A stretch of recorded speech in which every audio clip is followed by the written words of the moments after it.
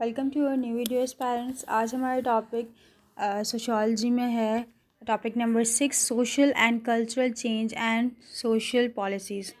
Social और cultural change जो है वो कैसे सोसाइटी में होता है और उसकी क्या सोशल पॉलिसीज़ हैं वो देख लेते हैं। सबसे पहले सोशल चेंज कैसे आता है।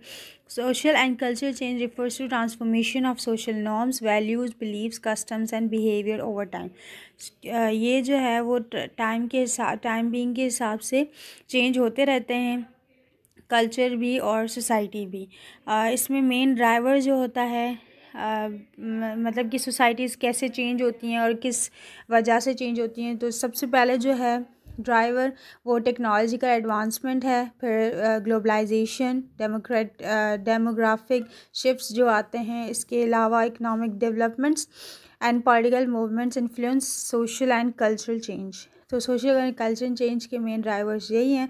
फिर सोशल पॉलिसी देख लेते हैं। सोशल पॉलिसी जो है वो गवर्नमेंट एक्शंस पे डिपेंड करती है, प्रोग्राम्स पे, और जो गवर्नमेंट इनिशिएटिव डिज़ाइन करती है किसी भी सोसाइटी की, गवर्नमेंट कही जाए जैसे पाकिस्तानी सोसाइटी या कोई और स्टेट की सोसाइटी।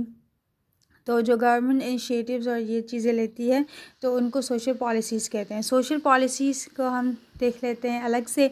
सोशल पॉलिसी जो है उसके कुछ ऑब्जेक्टिव्स भी होती हैं, कुछ फोकस करने के कुछ एरियाज़ भी होते हैं और कुछ चीज़ें इन पे इम्प्लीमेंटेशंस भी होती हैं। ऑब्जेक्टिव्स इसके क्या हैं? ऑब्जेक्टिव्स जो है वो सोशल जस्टिस, इक्वालिटी को प्रमोट करना है और इक्वालिटी ऑफ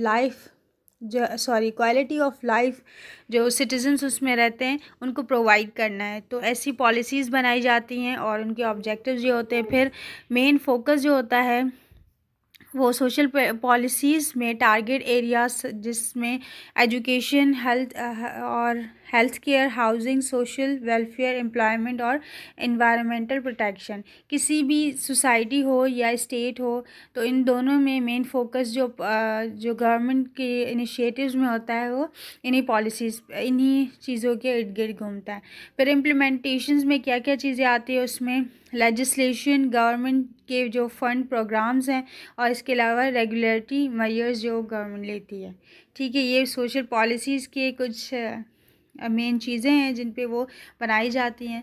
फिर आते हैं processes of social and cultural discoveries. Processes of social and cultural change की डिस्कवरीज़ को देख लेते हैं, जिसमें फ़र्स्ट जो डिस्कवरी है वो इनोवेशन एंड इन्वेंशंस हैं, जो नई नई टेक्नोलॉजीज़ और ये चीज़ें निकलती है। डिफ्यूजन है, ग्लोबलाइजेशन है जिसके ज़रिए टोटली चेंजिंग जो है वो आती है। फिर इसके बाद है सोशल नॉर्म्स जो है वो सोशल मूवमेंट जो है वो सोसाइटी में जो ली जाती हैं सोसाइटी को इम्प्रूव करने के लिए। फिर डेमोग्राफिक चेंजेस जिसमें पॉपुलेशन की शिफ्ट्स, मतलब कि जो रूरल और रूरल एरियाज़ में जो लोग रहते हैं वो अर्बनाइजेशन को इंक्रीज़ करते हैं। फिर अर्बनाइजेशन और माइग्रेशन भी होती है। फिर है मॉडर्नाइजेशन भी इसी के मतलब कि टाइम बीइंग के हिसाब से जैसे जैसे दौर चेंज हो जाते हैं, दौर जो है वो चेंज होते रहते हैं। और मॉडर्नाइजेशन में ट्रांजिशन टू मॉडर्न सोसाइटी, जो पिछले ज़माना था वो अब वाला ज़माना जो है वो पिछले ज़माने से थोड़ा मॉडर्न है, थोड़ा मतलब कि वेस्ट की तरफ से ज़्यादा वो रिफ़्लेक्ट कर रहा है। उसके कुछ इफ़ेक्ट्स भी होते हैं जिसमें जो कल्चर और ट्रेडिशंस जो हैं वो मिक्सअप हो जाते हैं और चेंजिंग जो है वो टाइम पीरियड के हिसाब से बढ़ती जाती है। फिर है कल्चरल रिवाइवल्स एंड प्रिजर्वेशंस। उसमें कल्चर रिवाइवल्स में ऐसा होता है कि efforts to preserve culture identity, अपना जो कल्चर होता है उसको प्रिजर्व किया जाता है, उसमें एफर्ट्स किए जाते हैं कि हमारा जो कल्चर है वो चलता रहे। और कल्चर हेरिटेज भी इसी में मतलब कि कल्चर के हिसाब से हेरिटेज भी जो कल्चर है वो आता रहता है with the passage of time, generation to generation जो है वो ट्रांसफ़र होता रहता है। फिर सोशल इंस्टीट्यूशंस एंड नॉर्म्स वो भी कल्चर और इसमें सोशल चेंज में आते हैं, जिसमें influence on behaviour and beliefs, changes in institutions के ये जो इंस्टीट्यूशंस हैं जैसे हमने पहले भी डिस्कस किया है कि बिहेवियर्स को या नॉर्म्स एंड वैल्यूज़ को प्रिजर्व करने में या फिर उनको ज़्यादा क्या कहते हैं बढ़ाने में काम आती हैं।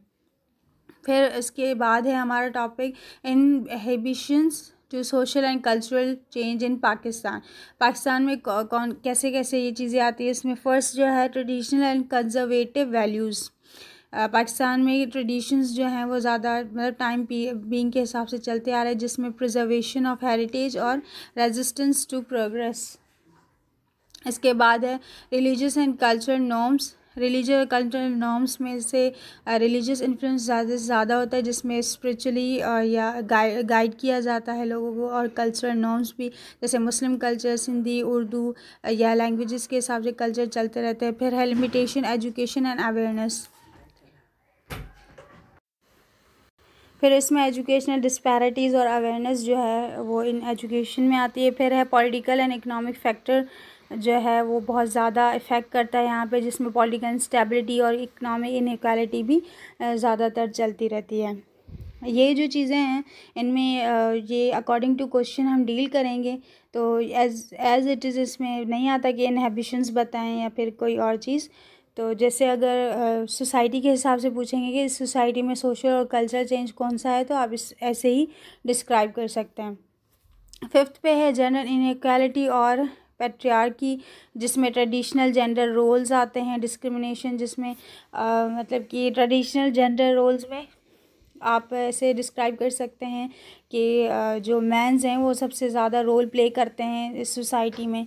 ज़्यादा वो नहीं होती, मतलब फ्रीडम तो होता है करने का कहीं कहीं, और कहीं कहीं थोड़ी सी लिमिटेशंस भी होती हैं वुमेंस के लिए। फिर influence of extremism and militancy, जिसमें सिक्योरिटी कंसर्न्स और थ्रेट्स टू कल्चर डाइवर्सिटी बहुत ज़्यादा होते हैं। फिर रेजिस्टेंस टू ग्लोबलाइजेशन, जिसमें कल्चरल प्रोटेक्शनिज्म और कंजर्वेशन ऑफ ट्रेडिशंस। फिर at the 8th number social stigma and taboos, stigma surrounding certain issues, fair of social rejections. तो ये सारे जो प्रोसेस इनहिबिशंस हैं वो इस कल्चर चेंज में आते हैं। फिर है सोशल प्लानिंग और directed social and cultural change. इसमें सबसे पहले social planning involve systematic and organise efforts to address societal issues.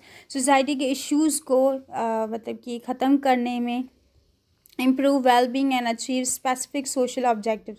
जो सोसाइटी के मेन ऑब्जेक्टिव्स हैं जिनको अचीव करना है, उसके लिए सोशल प्लानिंग की जाती है, जिसमें इसका प्रोसेस जो है the identification of social problems, setting goals, formulating strategies and implementing programmes to bring about positive change.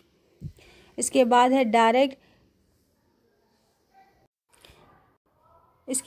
Direct social and cultural change. सोशल और कल्चर चेंज में इसका जो पर्पस होता है main, direct social and cultural change refers to purposefully steering and guiding social transformation towards desired outcomes।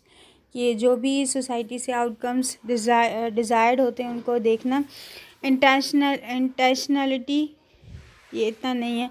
फिर आता है इसका role of social planners. Social planners का क्या रोल होता है, उसमें सबसे पहले एनालिसिस एंड असेसमेंट किए जाते हैं। उसके बाद गोल जो है फॉर्मुलेट होता है किसी भी सोसाइटी को स्टेबिलिटी की तरफ लाने के लिए। फिर स्ट्रैटेजीज़ डेवलप्ड होती हैं। उसके बाद एट द एंड रिसोर्सेज जो है जिसमें फंडिंग और पर्सनल्स टाइम जो चीज़ें सपोर्ट करती हैं वो कल्चर को चेंज करने के लिए जो एफर्ट्स ली जाती हैं वो सारे सोशल प्लानर्स जो हैं उसमें रोल प्ले करते हैं। फिर है हमारा effect of industrialisation, urbanisation, modernisation and modern means of communication on social change. Social change में ये सारी चीज़ें इफ़ेक्ट करती हैं। इंडस्ट्रियलाइजेशन जो है वो इकोनॉमी को ट्रांसफॉर्मेशन की तरफ लाने के लिए और सोशल स्ट्रक्चर सही से डेवलप करने के लिए और सोशल जो कॉन्सिक्वेंसेस हैं उनको सेट करने के लिए इंडस्ट्रियलाइजेशन जो है वो बहुत ज़्यादा अपना रोल प्ले करती है। फिर है अर्बनाइजेशन के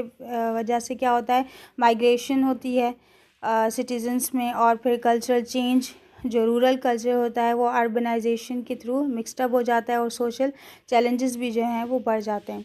मॉडर्नाइजेशन जो है वो टेक्नोलॉजिकल एडवांसमेंट लाती है और जो इंस्टीट्यूशन सोसाइटी को बिल्डअप करने में काम करते हैं उन पर भी इम्पैक्ट पॉजिटिव नेगेटिव दोनों डालती है। फिर जो वैल्यूज़ हैं वो भी टाइम बीइंग के हिसाब से चेंज हो जाती हैं।